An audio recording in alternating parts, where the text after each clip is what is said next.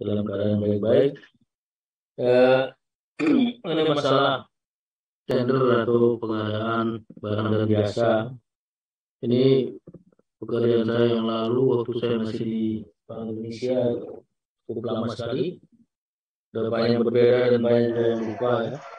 Tapi dalam sejarah pengadaan barang dan jasa memang dari dulu pernah ada Profesor Alatas namanya dari Singapura menyebutkan korupsi memang banyak sekali dari eh, proses pengadaan barang dan jasa. Yang ditangani KPK juga mayoritas dari pengadaan barang dan jasa ini ya. Yang sumbernya sudah tentu dari APBN ya. Jadi cenderungannya bisa merugikan keuangan negara ataupun lebih besar lagi ya dalam permainan-permainan tender ini atau persekongkolan bisa merugikan juga perekonomian ya. Tapi di negara lain dianggap bisa merugikan bukan saja keuangan tapi juga perekonomian negara. Jadi banyak kasus yang diungkap, misalnya kita ambil contoh kasus eh, Hambalang ya, Hambalang ya. Ada pelaku utamanya anggota DPR, Mr. Nazarudin ya. Dia punya perusahaan tuh 160 lebih ya, 160 lah gitu. Waktu Hambalang dia pakai 30-an ya. Eh, Sehingga pasti dia ada kerjasama semua antara perusahaan yang satu dengan yang lain. Dia sering ikut tender di mana-mana dan menang di mana-mana. Bahkan dia menawarkan proyek-proyek tertentu kepada kampus-kampus ya, seperti USU, UNSU, dan lain sebagainya, UNRAM, sehingga ada beberapa kampus juga yang ikut eh, terkena ya, itu sebagai eh, apa istilahnya buhir atau penyelenggara atau koja dalam pengadaan-pengadaan yang tadi sudah diatur oleh si pelaku dengan mafianya, dengan gengnya itu. Jadi ini pernah terjadi secara nasional, pengadaan ini dimanfaatkan dalam rangka mencari keuntungan untuk kelompok tertentu, perusahaan tertentu ya, sudah tentu eh, merugikan orang lain ya, merugikan orang lain pesaingnya ataupun lebih jauh lagi merugikan keuangan negara, perekonomian negara dan semuanya menjadi lebih mahal. Dan ini saya kira definisi yang juga saya kutip dari buku yang bersumber dari pedoman atau aturan ya, yang tadi juga disinggung ya. Eh, jadi orang Indonesia itu terkenal cukup banyak KKN ya, KKN korupsi, korupsi dan nepotisme. Nah, di sini dia persekongkolan ini korupsi. Jadi ada dua orang atau lebih terang-terangan, diam-diam atau penyesuaian, membanding-bandingkan dokumen belum diserahkan. Tadi juga disebutkan banyak menciptakan persaingan semu karena main-main dalam penawarannya, diatur tendernya ya. Eh, untuk eh, mengatur dalam rangka memenangkan peserta tender tertentu. Jadi ini dari dulu sampai sekarang masih akan terus eh, terjadi. Tadi sudah disinggung juga ya, persenggolan penawaran tender ya, eh, memang cukup banyak terjadi ya. Dan yang jelas karena sumbernya APBN atau APBD yang pasti bisa merugikan keuangan negara ataupun kerugian negara karena adanya manipulasi ataupun permainan ataupun persekongkolan di dalam tender-tender yang dilakukan. Ini tadi sudah disinggung juga persekongkolan antara panitia dari Pokja dan peserta atau vendor ya bisa terjadi. Sebabnya di Indonesia saya tidak melihat ada larangan yang tegas bahwa Pokja atau panitia tidak boleh ketemu ataupun komunikasi secara bilateral dengan vendor atau peserta. Dulu saya pernah berkunjung ke Korea di lembaga pengadaan barang dan jasa di Korea. Itu dilarang keras ya. Dilarang ketemu antara panitia tender Pokja tadi dengan vendor. Mereka semua harus lakukan secara online dan harus secara terbuka, transparan gitu. Jadi nggak boleh, apalagi kalau tempat ketemu di luar ya, tempat tertentu sudah tentu bisa mengatur macam-macam ya, bisa terjadi persekongkolan. Kemudian antara pemberi pekerjaan, bokir dengan produsen dan peserta tender ya, ini lebih banyak lagi pihaknya. Antara pelaku yang satu dengan yang lain bisa mengatur dokumen-dokumen, bisa mengatur pemenang-pemenang, bisa membuat arisan dalam pemenang-pemenang tender yang terjadi. Tadi juga sudah disebutkan persemua dapat melibatkan pihak lain, pihak luar yang mengintervensi. Ini bisa sekali untuk kasus Indonesia ya. Misalnya tadi kasus Hambalang yang saya sebutkan, ada kasus di Jawa Tengah, di Karanganyar, bupatinya juga punya perusahaan ya, namanya Putra Ramadan, ada grup juga. Jadi dia sangat mendominir dalam proses-proses tender di sana. Dan sudah tentu si kepala daerah pasti ada pengaruhnya di dalam proses-proses menentukan pemenang tadi. Jadi untuk Indonesia orang-orang luar ini sangat menentukan. Bahkan saya pernah mendengar sendiri dari pejabat DKPP ada tender untuk pengadaan makanan. Ada salah satu pimpinan organisasi massa, organisasi keagamaan di luar meminta supaya perusahaan A dialah akan jadikan pemenang, jangan yang lain. Padahal dia tidak begitu bagus kualitasnya ataupun harganya tidak kompetitif dibandingkan pesaingnya. Jadi untuk itu ini perlu diwaspadai. Kalau semuanya dibuat secara transparan, insya Allah itu bisa dikurangi dampaknya. Karena kalau ada transparansi, itu ada kontrol dari publik ya, ada kontrol dari orang lain, sehingga mereka yang ingin melakukan hal yang tidak baik menjadi bisa mengerem ya, bisa mengerem. Ini saya juga utip dari beberapa saka persoalan perilakunya, ya, kelakuan mereka ya, pendekatan dengan penyelenggara tender atau pokja, kemudian ya bisa juga pendekatan antar vendor atau pelaku serta lelang ya, saling perlihatkan harga antar peserta, informasi tadi juga membocorkan informasi, kemudian kesempatan eksklusif kepada vendor tertentu sehingga dia yang kemungkinan besar akan menang. Jangan persaingan semu antara mereka sendiri. Menyesuaikan dokumen-dokumen atau informasi dalam penawaran mereka. Akan giliran pemenang tadi sudah disebutkan juga macam arisan gantian pemenangnya dari beberapa orang dia biasanya bergilir ya, dan melakukan manipulasi persyaratan teknis dan administratif. Ini juga bisa menimbulkan adanya persekongkolan gitu ya. Lalu kalau dilihat dampaknya apa? Kenapa ini dilarang ya? Ada Komisi Persaingan Usaha, ada LKPP, ada kita semua yang harus mencegah persaingan, karena pertama dia tidak adil kalau ada orang bersekongkol ya. Tidak semua vendor atau penawar mempunyai kesempatan yang sama untuk mendapatkan ya objek tender ya, atau barang jasa yang ditawarkan. Jadi melanggar prinsip keadilan sebenarnya.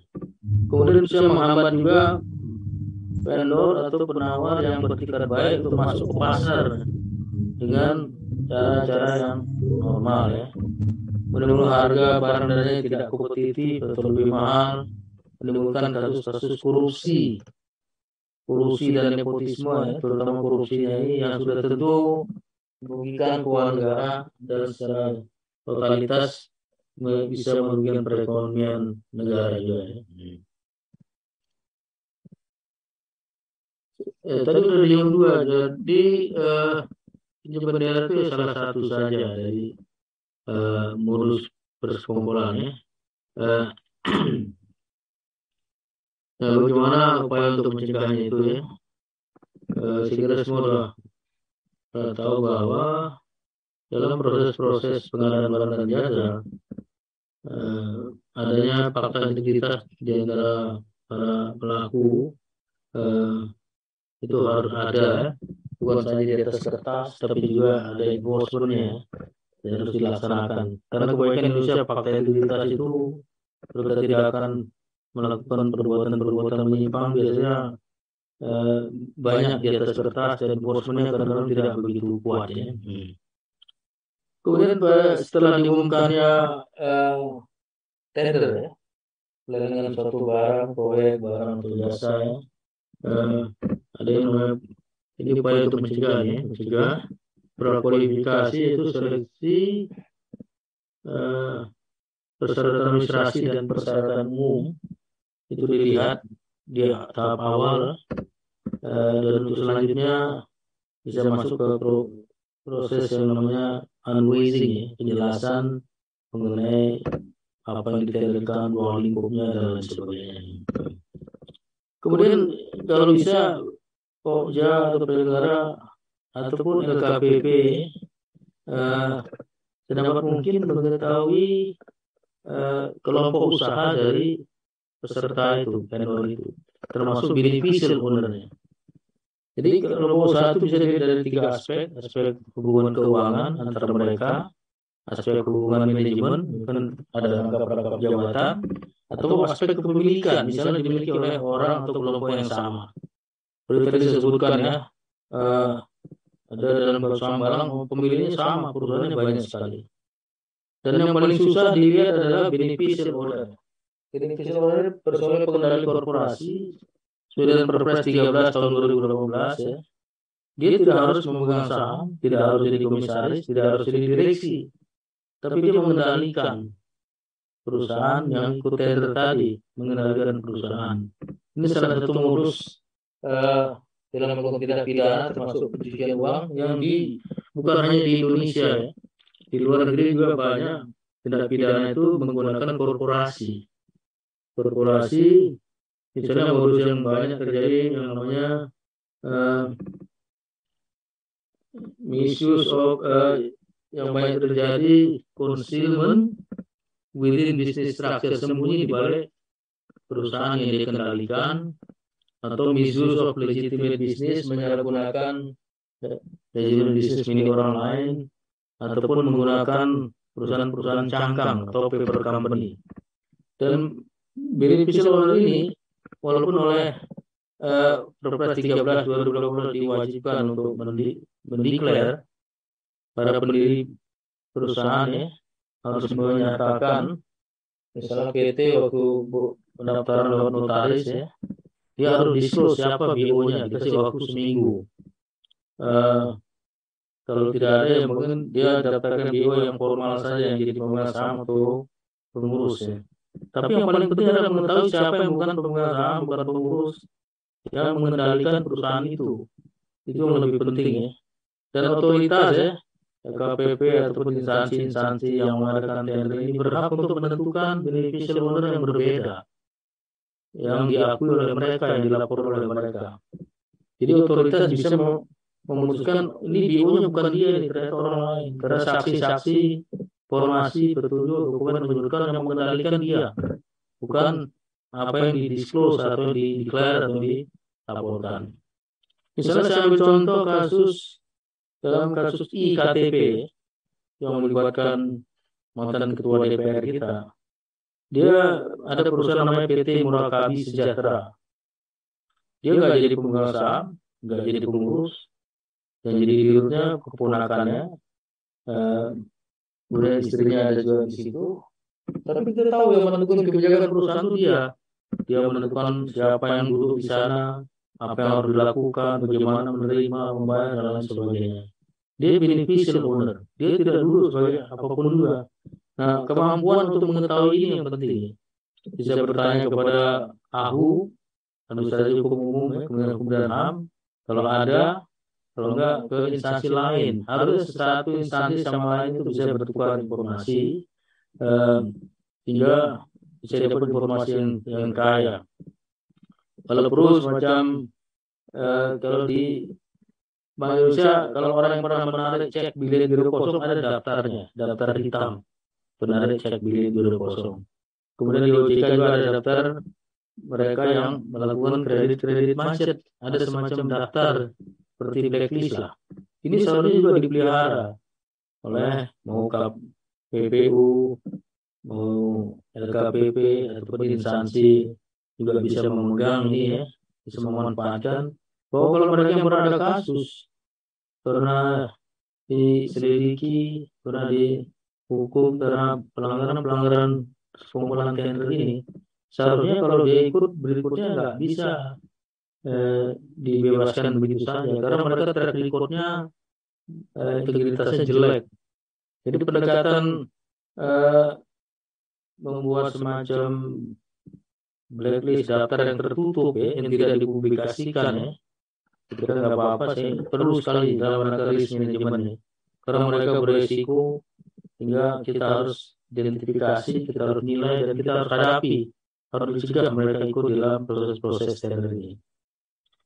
Kemudian dalam proses berikutnya, setelah mengetahui mereka-mereka itu ya, unwasing ya, di bahasa Belanda, penjelasan mengenai ruang lingkup pekerjaan, persyaratan administrasi, termasuk teknis mengenai proyek-proyek yang dalam RKS ya, dalam kejadian secara setelah itu semua sukarela lelang pengadaan barang yang menyampaikan dokumen penawaran yang diterima semua persyaratan administrasi dan teknis ya. Ini terkait dengan proses dalam rangka antisipasi terhadap persoalan ini. Untuk memastikan bahwa calon peserta dapat mengenai proyek tertentu dengan baik, perlu dilakukan evaluasi secara administrasi. Untuk kedua kalinya, termasuk kondisi laporan keuangan dan ketaatan perpajakan dari si peserta atau vendor ini. Juga perlu dilakukan evaluasi teknis, apakah calon peserta atau vendor harus, misalnya dia diminta melakukan presentasi tentang cara dia melakukan pekerjaannya, metodologinya, strategi pelaksanaannya. Dalam hal proyek bersifat kompleks ya, kalau perlu ada kalian dapat didampingi oleh expert ahli hingga benar-benar sanggup si vendor melaksanakan proyek itu apabila dia menang di dalam proses tender ini. Jadi tadi saya setuju saran perlu diadakan training berkelanjutan kepada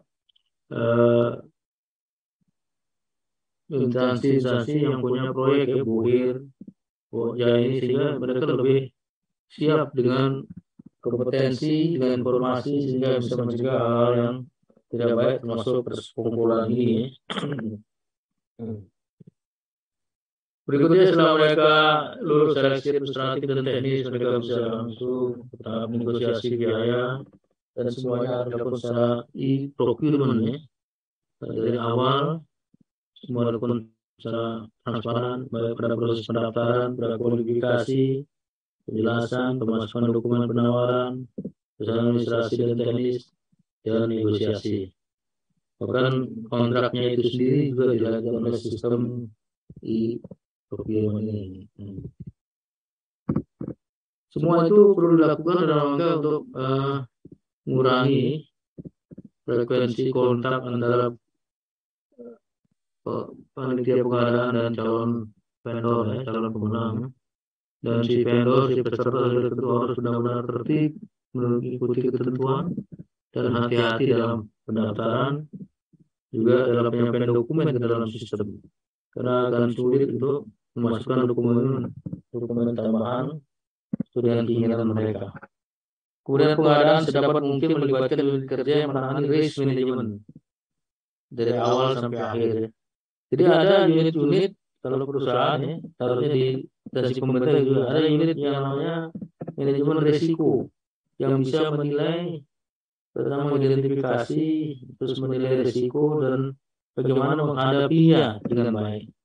Sudah tentu semua dilakukan dengan governance ya, dengan tata kelola yang baik, yang transparan, akuntabel ya, kemudian yang responsibilitasnya jelas ya, yang independen ya, termasuk panitia lelang harus independen ya, timbrun harus independen, pokoknya harus independen. Sudah tentu memperhatikan efisiensi dalam setiap proses itu. Itulah antara beberapa hal yang bisa dilakukan dalam rangka mencegah ya, adanya permainan ya, persekongkolan ataupun pinjam bendera dan lain-lain. Ini sebagian besar, terus semuanya masih dipraktikkan sampai sekarang. Saya tahu ya di Bank Indonesia ya. Bagaimana upaya-upaya yang dapat dilakukan lah. Pertama, saya sependapat dengan pembicara sebelumnya diterapkan aturan dan prosedur dengan konsisten sebagaimana diuraikan di atas ya.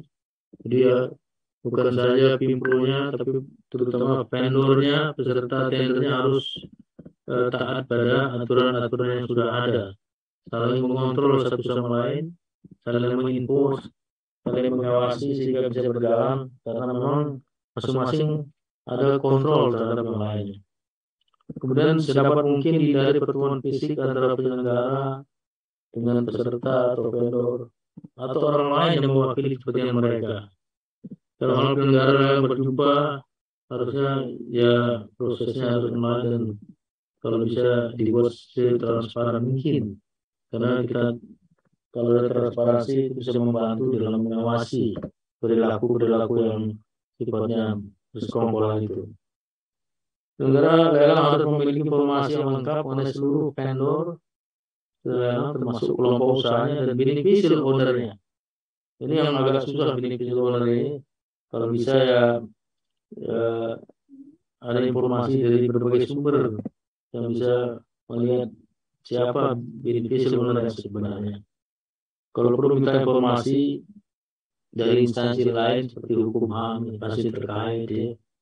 Mungkin dalam hal tertentu dalam rangka kalau KPPU saya kira bisa minta informasi ke PPATK. Waktu saya menjadi kepala PPATK saya ada MOU dengan KPPU untuk membantu untuk bertukar informasi dalam rangka pelaksanaan tugas ya.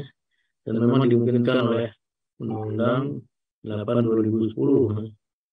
Kemudian penerapan sanksi administratif oleh KPPU tadi misalnya ada denda dan lain sebagainya dengan menerapkan Undang-Undang 599 ya tentang larangan praktik monopoli dan persaingan usaha tidak sehat, itu perlu dikenakan secara konsisten dan adil ya. Dan kalau melihat adanya penyimpangan ini, semua warga negara bukan hanya dari auditor atau inspektorat yang bisa melaporkan, semuanya bisa melaporkan ke KPPU sehingga bisa dilakukan penyelidikan kalau ada permainan-permainan, persekongkolan ataupun permainan dalam tender yang bisa mengakibatkan bukan hanya tendernya dibatalkan atau pemenangnya bisa digugurkan. Sekali lagi terakhir mengenai untuk melakukan risk management, mereka yang sudah jelas track recordnya jelek, sudah pernah dikenain sanksi misalnya oleh KPPU, sudah pernah terlibat dalam permainan-permainan, persekongkolan dan lain sebagainya, itu perlu dibuat dalam satu daftar. Saya kira mungkin sudah dilakukan ya, sehingga semua Pimpro, semua instansi, semua penyelenggara bisa meminta informasi ini. Misalnya memegang daftar blacklist itu LKPP misalnya ya. Nanti ataupun kalau KPPU udah ada daftar-daftar seperti itu bisa diberikan akses pada instansi-instansi pemerintah, bohir-bohir ini sehingga mereka bisa memanfaatkan dalam rangka proses pelaksanaan tugas-tugas tender ini dalam rangka mencegah risiko yang tidak diinginkan. Saya kira itu saja yang dapat saya sampaikan. Mohon maaf kalau ada yang kurang berkenan. Karena sudah cukup lama tidak berkecimpung berinteraksi langsung dengan masalah-masalah ini. Terima kasih. Assalamualaikum warahmatullahi wabarakatuh. Waalaikumsalam warahmatullahi wabarakatuh. Baik, terima kasih Pak Yunus Hussein tadi telah memaparkan terkait mitigasi-mitigasi untuk proses persekongkolan dan praktik pinjam bendera gitu. Dan mungkin hal tersebut juga bisa menjadi masukan tambahan gitu bagi para stakeholder pengadaan gitu, bahwa ternyata banyak loh hal-hal mitigasi resiko adanya persekongkolan dan praktik pinjam bendera. Mungkin selanjutnya silakan Bapak dan Ibu jika ada hal yang mau dipertanyakan dengan kedua narasumber kita, yaitu Bapak Yunus dan Bapak Goprera, silakan terkait bagaimana cara memitigasi ataupun bagaimana cara melihat indikasi-indikasi adanya persekongkolan dan praktik pinjam bendera. Mungkin silakan Bapak dan Ibu jika ada hal yang mau dipertanyakan atau diklarifikasi gitu. Karena hal tersebut pasti sering terjadi gitu di pengadaan barang dan jasa. Silakan.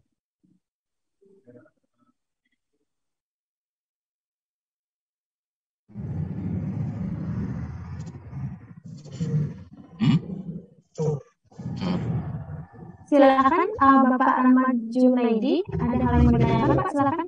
Dan Suara saya pertanyaan kedengaran, Bapak? ditujukan ke siapa? Kedengaran Bapak? Oh iya, baik. Masih agak nyambung sih, cuma mudah-mudahan masih ada nyambung sedikitnya. Bukan pada proses pemilihannya, bukan, tapi dalam penyusunan spek ini sedikit. Nah, begini Pak, yang saya ingin tanyakan mungkin ke KPPU-nya ya, ininya. Mengenai kan biasa ketika kita menyusun spek, ketika sulit didefinisikan kan, kita lebih cenderung mengarah kecenderungannya, ya. Nah, karena ketika kita tidak terlalu detail, nanti misalnya kita nyusun HPS-nya mengacu pada benua tertentu, HPS-nya tinggi nih, ya kan? Terus kita tahu di pasaran yang dari produksi negara tertentu harganya rendah.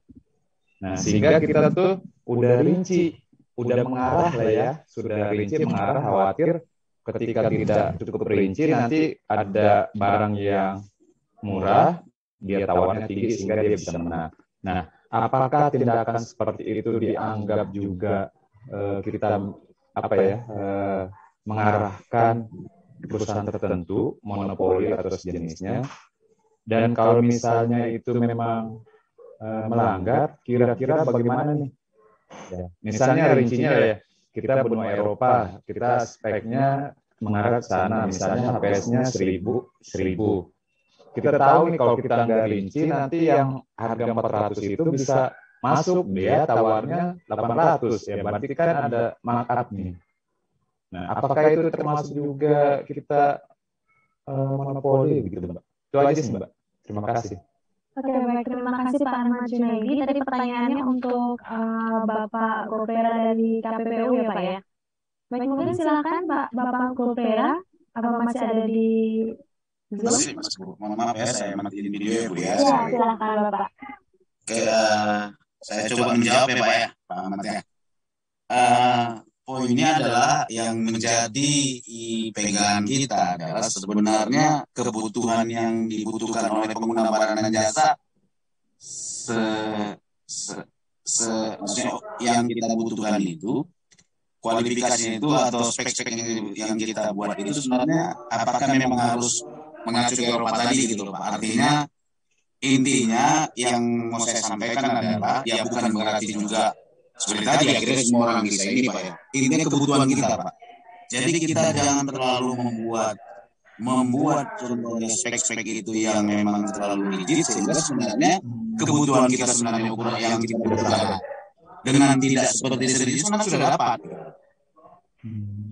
Nah, jadi padahal karena kita membuat tadi persen terlalu rigid sehingga akhirnya menutup kesempatan orang yang contohnya sebenarnya ada vendor yang secara kualifikasi maupun apa sebenarnya bisa memenuhi kebutuhan Bapak. Jadi pegangan kita adalah kebutuhan yang dibutuhkan apa sih gitu. Jadi bukan berarti contohnya Bapak terlalu membuka persen dia terlalu rigid tapi akhirnya tidak yang ikut jadi tidak maksudnya barang yang Bapak dapat ya nggak sesuai dengan kebutuhan Bapak enggak juga. Artinya memang kita berawal adalah dari apa yang sebenarnya kita butuhkan. Terus maksudnya kita menetapkan syarat dengan yang tidak terlalu rigid sebenarnya untuk memberikan kesempatan kepada banyak vendor yang bisa ikut gitu loh Pak. Banyak vendor yang bisa ikut dan menawarkan harga yang bisa jadi jadi lebih kompetitif gitu. Pak Rahmat. Jadi yang seperti itu bukan kalau contohnya tadi Pak Rahmat sampaikan apakah ini bagian pengaturan kalau dari sisi persaingan kan kita ini Pak ya artinya kalau Bapak bikin tadi spek-speknya terlalu tinggi maksudnya terlalu rigid terlalu tinggi tapi kalau memang sudah yang akan dinilai adalah apakah dengan menetapkan spek yang tidak terlalu maksudnya tidak terlalu rigid tadi sebenarnya sudah bisa menutupi kebutuhan Bapak gitu loh. Apa yang dibutuhkan oleh instansi Bapak. Tapi kalau contohnya memang belum, jadi ukuran kita berawal dari kebutuhan aja. Kita membutuhkan apa? Sama kayak tadi, electronic road pricing. Ya kan, ditetapkan di pergub speknya. Padahal teknologi elektronik operasi untuk pengendali lalu lintas itu banyak itu ya, yang untuk dipakai alat itu yang dipasang. Elektronik operasi itu ada beberapa teknologi di pasar sebenarnya gitu. Sebenarnya kan harusnya berawal dari situ, kebutuhannya Pemda DKI itu apa? Untuk mengukur itu apa? Apakah dengan teknologi yang dengan spek yang lebih terbuka ini itu bisa terpenuhi apa tidak gitu. Tapi jangan langsung membuat teknologi, wah ini sudah teruji, ini sudah ini, tapi langsung akhirnya yang lain nggak punya kesempatan untuk masuk gitu loh Pak. Padahal dengan berawal dari kami tujuan untuk elektronik pricing itu apa sih mau dicapai? Gitu. Nah, dengan teknologi yang contohnya tidak yang seperti awal tercantum di Pemda DKI itu dan yang ini sudah mengarah ke satu teknologi, apakah itu nggak bisa dipenuhi? Kalau dia lebih terbuka, akhirnya lebih banyak dan harganya bisa artinya sharingnya bisa banyak, ada yang bisa terpilih yang lebih kompetitif ke Pemda DKI misalnya. Jadi patokan kita adalah selalu kebutuhan. Kebutuhan kita apa? Sehingga kita menetapkan syarat-syarat yang tentunya kita tetapkan bahwa dengan syarat yang tidak terlalu rigid, kebutuhan kita itu bisa kita capai gitu. Karena tapi kalau contohnya tadi jangan membuat persyaratan-persyaratan yang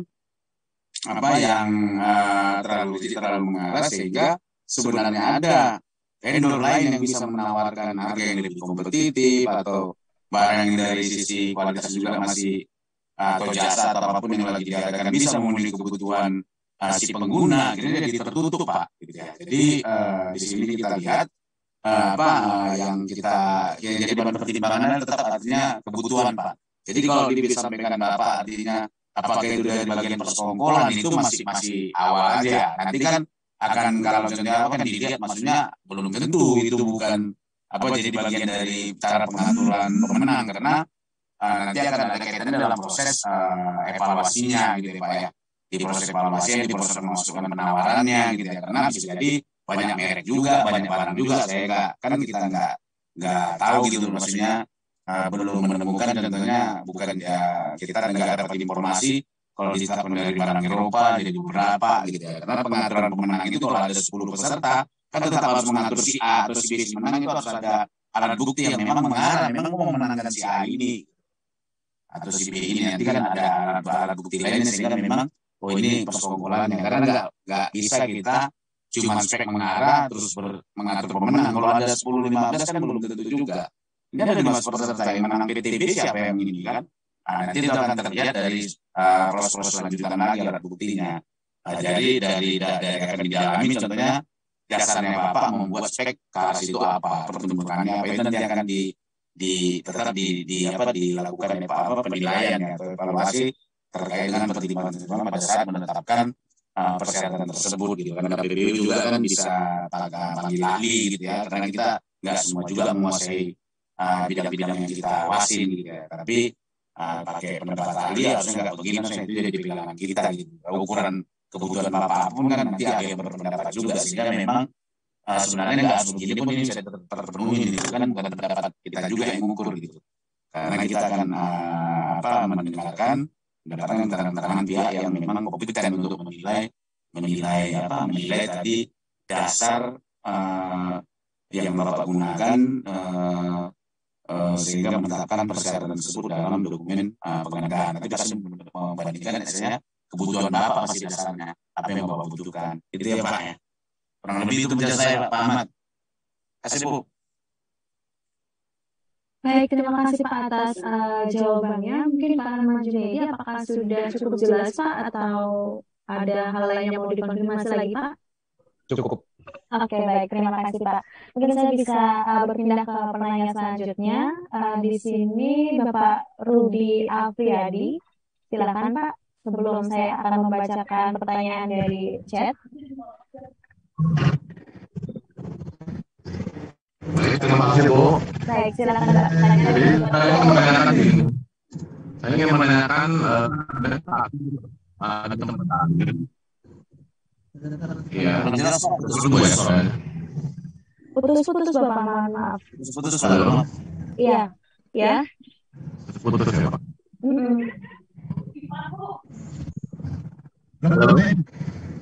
Halo. Iya Pak. Silakan Pak dicoba terlebih dahulu Pak. Jadi ada tender tempat kami udah selesai gitu kan, Bu. Ya. Jadi di dokumen penawaran pesertanya itu yang menawar dan menaikkan di kelengkapan itu ada direktur, ya kan? Nah, kemudian 2 hari saya di sebelum pengumuman pemenang saya lihat pemasukan pengurus baru di situ, wakil direktur yang baru lah. Pokoknya 2 hari sebelum pengumuman saya lihat tanggal itu akte perubahannya. Jadi pada saat pengen kontrak, yang wakil direktur baru masuk tadi itu pengen yang berkontrak gitu, bukan yang menawar tadi gitu, yang direktur tadi. Pengen dia yang mengikat kontrak dengan PPK. Itu gimana ya? Itu kan ada jelas indikasi pinjam bendera itu kan 2 hari sebelum pengumuman dia tiba-tiba ada perubahan gitu. Gimana itu, Bu? Bisa nggak diterima itu dia masuk untuk mengikat kontrak dengan PPK itu? Terima kasih, Pak Bu. Oke, baik. Terima kasih Pak Rudi Afriyadi. Mungkin silakan Bapak Yunus Husain, mohon berkenan untuk memberikan jawaban gitu. Tadi sudah dijelaskan bahwa tendernya itu sebenarnya sudah selesai gitu, tapi pada dokumen peserta itu sebelumnya itu hanya direktur gitu Pak, tapi 2 hari sebelum pengumuman pemasukan pengurus baru wakil direktur, dan ketika tekan kontrak itu dengan wakil direkturnya gitu. Di sini apakah ada indikasi pinjam bendera seperti itu atau bagaimana? Silakan jelaskan Pak Yunus. Baik, makasih. Jadi memang itu ada indikasi ya. Cuman untuk memastikan itu ada banyak didapat informasi tambahan ya dari yang terkait yang bersangkutan ya, atau informasi lain, sehingga Bapak saya yakin tadi kan disebutkan dari sekian, kalau dalam hukum itu minimal 2 alat bukti ya, yang ada, sehingga Bapak bisa memutuskan ada indikasi kuat untuk itu dan bisa digugurkan.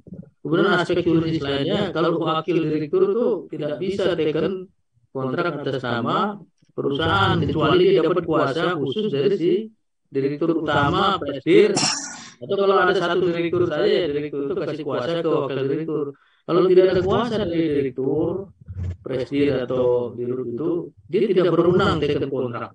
Itu anggaran dasar yang bicara seperti itu, Pak. Jadi Bapak bisa lihat di anggaran dasar dan di undang-undang PT. Jadi nggak berwenang dia taken itu. Itu saja Pak, masih. Baik, terima kasih Pak Yunus atas jawabannya. Mungkin apakah sudah cukup jelas Bapak Rudi atau Bapak saya suka lupa dengan namanya, susah soalnya. Bapak Boprera, apa ada hal yang mau ditambahkan Bapak? Tadi yang sampaikan Pak Yunus tadi ya, memang tapi tetap harus butuh informasi tambahan.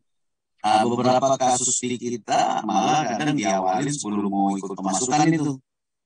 Jadi malah sempat dibawa bahwa khusus sebagai direksi, sebagai diangkat sebagai salah satu direksi khusus untuk pakai tender itu. Malah ini ya, khusus untuk pakai tender. Jadi berarti kalau nggak untuk yang lain-lain dia nggak itu gitu ya. Jadi langsung dibuat sebelum tender bahwa dia sebagai menduduki salah satu jabatan ya. Salah satu jabatan di perusahaan tersebut, salah satu direksi khusus untuk pakai tender tersebut. Jadi dibatasi memang khusus pakai tender. Ada itu di notasi ini perjanjiannya ini ya, di state seperti itu. Tapi secara informal memang ada beberapa hal. Tapi ini sekedar sharing saja Bapak Ibu. Saya melihat modus itu kan ada beberapa, kenapa sering dilakukan gitu. Akhirnya saya dapat informasi bahwa ada kekhawatiran kalau contohnya dia cuma bawa bendera tapi dia tidak ada di situ dan bohir atau memberi kerjaan tender ke pemenang tersebut misalnya, kalau contohnya berkhianat dia bisa nggak dapat apa-apa. Tapi kalau dia menjabat sebagai direksi di situ, kenapa dia tetap seperti itu? Karena nanti bisa spesimen untuk pembayaran atau apa dia harus pengeluaran dari perusahaan, dia menjadi pihak yang tanda tangan juga gitu. Misalnya kan ada spesimen apa harus gue yang direksi, mungkin salah satunya adalah yang pinjam tadi. Sehingga lebih terjamin gitu. Kita bisa bayangkan kita minjam satu perusahaan, akhirnya menang gitu mungkin karena pengaturan, karena kita mungkin dekat dengan kekuasaan dan mereka berkontrak pembayaran ke mereka, tapi kita pada saat dia berkhianat kita nggak dapat apa-apa juga gitu. Karena secara hukum seharusnya mereka yang berkontrak itu kan perusahaan tersebut gitu ya. Nah, karena ada kekhawatiran tersebut, makanya ada saya coba cari tahu ya kenapa kok ada yang seperti ini hanya khusus paket ini gitu ya. Akhirnya saya dapat informasi tapi secara informal lah, kita dengan pengusaha kita coba cari menggali ya, karena bagaimanapun ya praktek yang di lapangan itu pengusaha itu yang tahu gitu. Akhirnya saya dapat informasi seperti itu. Jadi benar tadi Pak Hussein juga, kan kita ini kenapa, apa motif gitu ya. 2 hari lagi sebelum kontrak, 2 hari lagi contohnya apa, boleh ditentukan pemenang pas sudah kontrak, diganti susunan ada ditambah, terus yang dia tanda tangan misalnya. Apakah motifnya sama masih yang informal yang contohnya yang kita apa tadi ya motif tadi ya di depan ya, daripada saya nggak bisa kalau dia menjabat di situ bisa jadi dia juga disepakati salah satu yang spesimen untuk mengeluarkan uang gitu ya, ada 2 orang gitu tanda tangan dicek misalnya atau kalau udah masuk dari apa pengguna barang atau dari apa pembayaran gitu ya, kan mengeluarkan juga kan kalau nggak ikut kita nggak bisa uang itu keluar gitu, jadi ada jaminan itu gitu. Dan kita tahu kapan dikeluarkan gitu ya. Jadi bisa menjadi indikasi, tapi sebagaimana dari Pak sampai Pak Hussein bahwa ya kita butuh informasi tambahan juga untuk meyakinkan itu Pak. Itu Pak Rudi, tambahan aja. Asik. Baik, terima kasih Pak. Mungkin Pak Rudi apakah sudah cukup jelas Pak? Oke, sudah cukup jelas Bu. Berarti intinya memang wakil direktur nggak bisa tetap harap direktur, kecuali kalau memang dia dapat surat kuasa berarti ya, Pak itu ya. Ya nggak bisa kalau ya. Ya, memang nggak ada surat kuasanya Pak. Tambahannya berarti Pak bidding ya kan? harus ada kuasa khusus itu. Untuk itu ya. Khusus Pak. Oke, makasih banyak Pak informasinya Pak. Oke, Assalamualaikum. Baik, mungkin pertanyaan selanjutnya, apakah ada lagi Bapak Ibu sebelum saya berpindah ke chat? Mungkin selagi Bapak dan Ibu menggali lagi gitu ya, melihatnya permasalahan-permasalahan yang sering terjadi terkait persekongkolan dan praktik pinjam bendera. Mungkin di sini ada Bapak Wahyu dari PBJ Kabupaten Karawang. Apa mau menanyakan secara langsung Pak, atau cukup saya bacakan? Oke, jadi saya bacakan saja ya Pak ya. Sangat menarik yang disampaikan oleh Bapak Yunus tentang blacklist tertutup berdasarkan track record penyedia. Apakah ini tidak berpotensi akan menjadi konflik baru karena tidak terpubliknya informasi tersebut, dan bagaimana mengantisipasinya dan dasarnya biar tidak terjadi protes dari peserta tender, atau segera ada peraturan yang akan dibuat, karena memang diakui selama ini sering terjadi pinjam bendera dalam rangka agar tidak terlacaknya track record penyedia yang dimaksud. Terima kasih sebelumnya. Silakan Bapak Yunus Hussein. Terima kasih. Jadi blacklist itu kan daftar hitam lah ya. Orang yang pernah kena misalnya sanksi oleh KPPU, pernah didenda, ataupun yang pernah melakukan penyimpangan. Kalau dibuat terbuka, semua orang bisa akses, nanti bisa dipermasalahkan untuk mencemarkan nama baik ya. Jadi ada aspek hukum lainnya. Jika daftar itu, kalau di sektor jasa keuangan ya, BI, OJK, daftar itu dibuat tertutup. Jadi hanya bisa dipakai untuk pihak yang berkepentingan secara bilateral gitu. Nanti kalau misalnya mereka keberatan, mereka protes, bisa bertanya kepada yang punya daftar tadi. Misalnya dulu pernah terjadi di BI, ada orang masuk daftar kredit macet misalnya. Kalau dia sudah diganti, jadi pengurus sudah berganti, dia sudah nggak lagi pengurus di perusahaan yang macet tadi. Dia tahu masuk di sana sehingga dapat lagi fasilitas kredit dari bank lain, dia protes. Protesnya melalui bank di mana dia dulu buka rekening, datang ke BI lalu direhab gitu. Jadi ada risiko Pak kalau dibuat terbuka, disalahgunakan dan bisa dituduh dengan pencemaran nama baik seseorang ya. Jadi lebih baik tertutup. Yang penting tujuan penggunaan database tadi, blacklist tadi dalam rangka informasi untuk risk management. Kita identifikasi risiko, kita hadapi, dan ternyata mereka yang masuk daftar itu mereka high risk semua. Nah itu harus diketahui oleh Bohir, harus tahu mana yang berisiko itu, sehingga dia bisa hati-hati, bisa benar dalam mengambil keputusan. Itu aja Bu. Terima kasih. Baik, terima kasih Pak Yunus Hussein atas penjelasannya. Mungkin semoga Bapak Wahyu dari PBJ Kabupaten Karawang sudah cukup jelas ya Pak ya atas penjelasan dari Bapak Yunus Hussein. Mungkin selanjutnya, pertanyaan selanjutnya dari Bapak Wahyu juga, tapi ini pertanyaan untuk Bapak Gopera gitu. Saat ini dalam SPSE, Pokja dapat melihat IP address peserta, tetapi dalam IKP kesamaan IP address tidak atau belum menjadi indikasi persekongkolan. Dan Pokja saya rasa tidak mempunyai kewenangan yang lebih dalam pemeriksaan IP address gitu. Apakah kesamaan IP address ini bisa menggugurkan dalam evaluasi dokumen penawaran? Gitu. Silakan Bapak Gopera. Ya, terima kasih. Kalau menjadi pegangan, Pak, yang contohnya pegangan dalam hal untuk menggugurkan, ya tetap aja pakai Perpres yang memang diatur dalam Perpres tadi temuannya. Ada 5 indikasi gitu ya. Jadi terbatas ke 5 indikasi yang masuk Perpres kalau Bapak sebagai Pokja.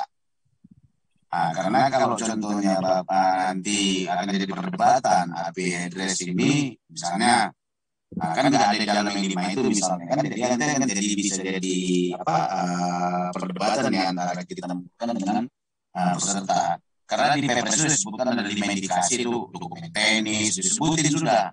Jadi Bapak pakai itu aja untuk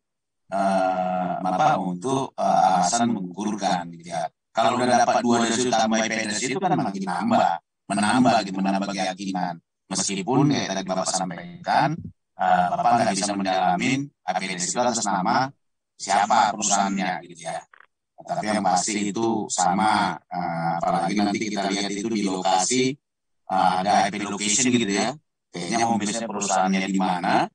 Nah, dua-dua itu lokasi beda, satu Surabaya, satu di Jakarta, tapi IP itu yang sama itu di Bandung misalnya. Nah, dan hampir bersamaan misalnya mereka, kalau kalian menambah keyakinan. Tapi kalau Bapak sampaikan tadi, kalau cuma IP address ya enggak gitu kan. Pasti kan karena Bapak juga dibatasi 2 indikasi sebagaimana Perpres itu ada kesamaan dalam dokumen teknis, ada satuan, metode pelaksanaan ya, peralatan, terus yang kedua ada di bawah satu pengendali gitu ya, yang ketiga mendekati APS, yang keempat ada kesamaan dalam dokumen administrasi ya, kesalahan pengetikan atau apapun gitu, ditambah surat jaminan penawaran yang berurutan ya, atau surat dukungan bank yang dari penerbit yang sama. Nah, itu yang 5 itu Pak, karena itu yang tersebut yang ditulis dalam yang diatur dalam Perpres. Nah, kalau tadi Bapak sampaikan IP address ini ya, kalau Bapak dapat 2 dari sini tambah address biar lebih yakin ada ini gitu Pak. Nah, karena kita pun kalau kesamaan cuma IP address kita kan belum bisa menyatakan itu dari persekongkolan gitu. Tapi paling tidak kita lebih mendalamin lah. Oh, ada nih gitu, ada IP address, nanti kita lihatin semua gitu. Misalnya kalau metode pelaksanaannya narasinya sudah sama gitu ya, apalagi barangnya berbeda, teknologi berbeda, tapi kok metodenya narasinya sama, soalnya kan beda gitu, sumbernya sudah beda. Tapi kita lihat begitu sama, coba kita lihat lagi ditambah udah sama secara narasi, kita lihat itu metadatanya kan sama, berarti satu sumber filenya, semakin yakin kita Pak. Nanti dibuatkan oleh IT.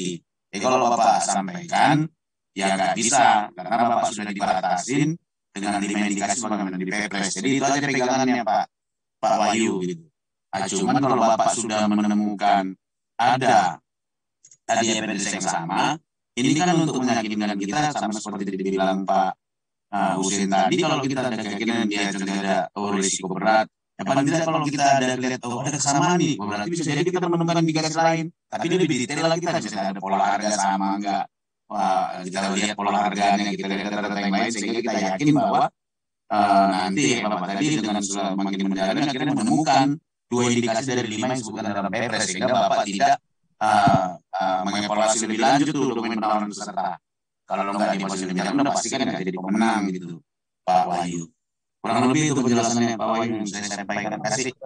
Baik, terima kasih Bapak Gopera. Mungkin di sini sudah ada Bapak Irwan Iskandar yang raise hand. Silakan Bapak Irwan. Jika mau ditanyakan dan pertanyaan ditujukan kepada siapa? Silakan. Ya, terima kasih Mbak. Mungkin kedua narasumber mungkin ya terkait ini pinjam bendera. Jadi ketika perusahaan itu mencabangkan kepada daerah lain dan atau memakai kuasa khusus, karena kalau cabang juga adanya cabang sementara selama pekerjaan itu gitu. Nah, apakah itu bisa dikategorikan dengan persekongkolan atau memang diperbolehkan? Karena dengan mengeluarkan dengan cabang itu kan ada akte perubahan berarti, dan kuasa khusus juga perubahan juga. Nah, apakah itu dikategorikan dengan pinjam bendera? Terima kasih, Mbak Clara. Baik, terima kasih Pak. Mungkin silakan Bapak Yunus jika mau berkenan jawab terlebih dahulu. Baik, terima kasih. Mungkin saya umum saja. Jadi kalau pinjam bendera itu artinya ada pakai vendor atau peserta yang lain ya, di luar dari yang dimiliki sendiri. Jadi lebih dari satu ya. Kemudian mungkin dipakai di tempat lain. Nah, ini harus diantisipasi. Kalau memang perusahaan itu didirikan domisilinya di satu daerah, tapi kok ikut tendernya misalnya katakanlah di tempat yang berbeda, atau dia menggunakan perusahaan di tempat yang lain lagi, mungkin itu salah satu indikasi. Sementara kalau kuasa khusus itu pada umumnya kuasa itu ada dua, ada umum ya terkait manajemen ya sehari-hari perusahaan, itu untuk mengelola perusahaan sehari-hari, bukan untuk tender ini ya. Kalau untuk tender ini ada kuasanya khusus ya. Khusus itu pada umumnya diberikan kepada orang yang dipercaya oleh direksi, bisa internal, terutama internal. Tapi kalau di internal sudah tidak ada yang bisa menjalankan kuasa khusus tadi, bisa pakai kuasa dari luar ya. Dari luar mungkin ada pengacara atau orang-orang tertentu. Kuasa khusus hanya untuk transaksi ini saja, di mana, kapan ya, dan memang dibolehkan di pasal 1792 KUH Perdata sepanjang kuasa itu diberikan, itu perjanjian ya, secara bebas ya. Kemudian ada hal tertentu ya, para pihak berwenang melakukan perbuatan hukum ya. Dan ada syarat satu lagi Pak yang paling penting dari kuasa itu, ada kausa yang halal, ada sebab yang sah, tidak melanggar ketentuan. Kalau kuasa itu dibuat dengan melanggar ketentuan, sengaja mengelabui ketentuan tender yang tidak boleh pinjam bendera, tidak boleh sekongkol ya, berarti dia ada salah satu yang dilanggar dalam kuasa itu, yaitu dia lakukan rekayasa di dalam tender yang melanggar ketentuan mengenai pengadaan ini. Jadi kuasa itu bisa juga kita pertanyakan keabsahannya karena dibuat dengan latar belakang untuk melanggar ketentuan. Sementara menurut pasal 1320 KUH Perdata, syarat sahnya perjanjian ada 4, tadi menyangkut subjeknya, bisa bertindak, ada kata sepakat, hal tertentu, dan harus dengan sebab yang halal, kuasa yang halal. Kalau misalnya sebabnya melanggar ketentuan, kalau misalnya tidak sah kuasa itu Pak, ini bisa kita pertanyakan, bisa jadi alasan untuk menolak atau menggugurkan hasil tender itu. Terima kasih Pak. Baik, terima kasih Pak Yunus atas jawabannya. Mungkin silakan Pak Gofrera jika ada hal yang mau ditambahkan Pak. Kalau tadi yang namanya pinjam bendera tadi kan artinya memang harus dibuktikan bahwa yang dibuka cabang itu memang itu bukan si yang tadi ya, yang kantor pusat atau yang penyintas tadi yang memiliki di daerah. Tapi memang tujuannya itu adalah orang di luar dari perusahaan itu dia pakai untuk mengikuti tender tadi ya. Jadi kalau di kitanya, yang kalau contohnya tadi itu semua itu bukan pinjam bendera, tapi kalau itu juga bisa dibuktikan pinjam bendera secara aturan, kalau itu bukan bagian dari ada yang dilanggar dan harusnya digugurkan, nah itu mungkin bagian dari apalagi diketahui ya. Tapi kalau memang persekongkolan artinya ada kerjasama dari kayak tadi Bu Irina bisa jadi tahu, tapi dia tidak melakukan ya kan, untuk menggugurkan gitu, harusnya nggak memenuhi persyaratan. Jadi yang kalau dari yang kita lihat adalah persekongkolan tadi kan harusnya ada kerjasama memenangkan gitu. Artinya kalaupun Pokja kan kalau sudah ada karena apakah dia tahu gitu. Kalau dia tahu bahwa itu memang dipinjam dalam rangka memenangkan aturan yang mana dilanggar, dia bisa menggugurkan sebagaimana aturan yang dia pahamin gitu. Tapi kan bisa jadi juga dia nggak tahu gitu kan. Kalau nggak tahu apanya seperti apa juga gitu ya. Karena kan bisa jadi Pokja itu juga nggak mengetahui bahwa itu dipinjam misalnya gitu ya. Karena memang dari data-data bisa juga nggak kelihatan gitu misalnya kan semua terpenuhi secara secara formil gitu. Nah, di kita kalau dari KPPU paling banyak menilai adalah sama, yang kalau kita lihat apapun yang contohnya dilakukan sebenarnya kan selalu sebenarnya harus kita buktikan tadi komunikasinya. Kan namanya bersekongkol kan memang harus ada bentuk komunikasinya sebenarnya. Teman walaupun itu sangat sulit kita dapat bahwa memang ada bahwa sehingga selama ini yang kita lakukan adalah seperti tadi tindakan diskriminatif tadi, sehingga makin nampak motifnya gitu dari Pokja. Kamu menggugurkan PTA, PTB, PTC dengan alasan ini. Sementara si pemenang lelang pun tidak melampirkan itu gitu. Karena dan banyak yang kita lihat perilaku atau indikasi yang memang kita simpulkan memang agar si A itu menang, sehingga kita meskipun tidak ada komunikasi akhirnya kita nilai gitu bahwa di sini telah terjadi persekongkolan pengatur pemenang yang dilakukan oleh Pokja gitu. Karena memang untuk melihat persekongkolan kan nggak ada ya, contohnya saya sama si B misalnya dituduh bersekongkol, tapi saya nggak pernah yang mau kita sekongkol nggak pernah kita ketemu, nggak kita komunikasi sehingga si A itu biar menang gitu. Karena namanya bersekongkol itu udah pasti kerjasama gitu, paling tidak. Tidak harusnya ada memang ya kamu mau menangkan, karena kan itu yang mau kita tunjukkan gitu ya, maksudnya kita yang harus kita tunjukkan buktinya gitu dengan 5 alat bukti, entah bukti surat, bukti keterangan saksi ya, atau dari keterangan dari si terlapor sendiri gitu, sehingga pada saat pada respons kita meyakinkan bahwa telah terjadi persekongkolan. Jadi kalau seperti itu juga kita belum yakin 100% kalau cuma itu aja alat buktinya gitu kan. Nah, jadi banyak yang harus kita periksa sehingga ada 2 alat bukti yang mengukuran persekongkolan menurut KPPU, di KPPU pembuktiannya bagaimana, itu yang kita penuhin gitu. Nah, sehingga kita dapat menyimpulkan telah terjadi persekongkolan. Namanya persekongkolan pengaturan pemenang. Ya kan kalau saya contohnya pakai bendera, minjam bendera, dan akhirnya saya ikut tapi saya nggak menang, ya kan, dan nggak ketahuan juga saya minjam bendera kan, apa yang mau kita ini kan, pengaturan pemenang. Artinya memang kalau di awal tadi di paparan saya bahwa yang saya sampaikan bahwa kami itu KPPU itu ya ada bersekongkol untuk menang gitu. Caranya gimana? Siapa melakukan apa gitu. Jadi kita ke situ yang kita dalamin. Pak Irwan tadi ya. Ini Pak Irwan ya. Nah, itu yang perlu yang kita dalamin kalau ada indikasi seperti itu, sehingga kita yakin pada saat diproses sampai ke dalam proses evaluasinya, setelah ikut itu nanti kita yakinkan bahwa sebenarnya ini ada beberapa tindakan Pokja yang seharusnya dia sepatutnya mengetahui, atau ada beberapa tindakan yang bisa diaktif yang lain yang menunjukkan bahwa memang ada kita simpulkan telah terjadi pengaturan pemenang yang dilakukan oleh Pokja, agar yang kita duga tadi di bendera tadi bisa jadi pemenang lelang gitu di paket yang dia ikutin. Itu Pak Irwan. Baik, terima kasih Pak Goprea. Jadi terima kasih ya Pak Yunus juga. Jadi semoga itu bisa menjawab ya Pak Irwan ya. Baik, di sini Pak